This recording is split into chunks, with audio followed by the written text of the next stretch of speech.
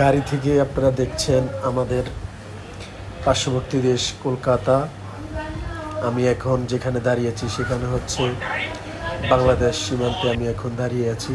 একটু পরে চলে যাব ভারত সীমান্ত পেট্রাপোল।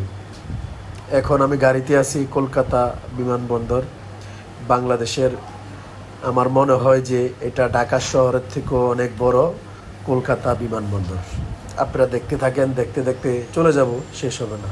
আমরা চলে আসলাম কলকাতা, একদম মেন সিটিতে, নিউ টাউন সিটিতে।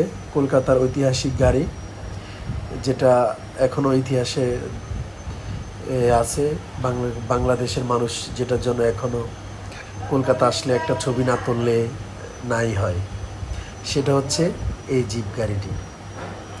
আপনারা দেখছেন এখন কলকাতা বাস থেকে আমি কিছু শট নিয়েছি, এই শটগুলো আপনাদের সাথে শেয়ার করলাম।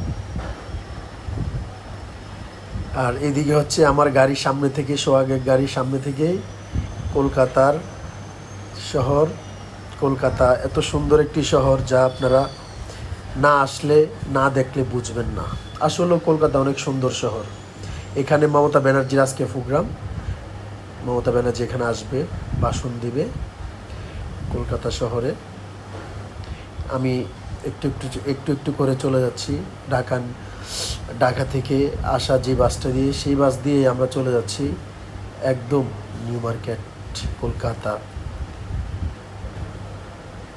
দেখছেন পরিবেশ কত সুন্দর। আর আমার এখানে একটা জিনিস খুব ভালো লাগছে যে আমাদের দেশের মানুষ আজ পর্যন্ত যেটা পারে নাই, কলকাতা অনেক পুরনো শহর হয়েও সেটা একদম, ওরা আমাদের মতো হয়ে ওরা চলে গেছে অনেক আপডেট টেকনোলজির মাধ্যমে।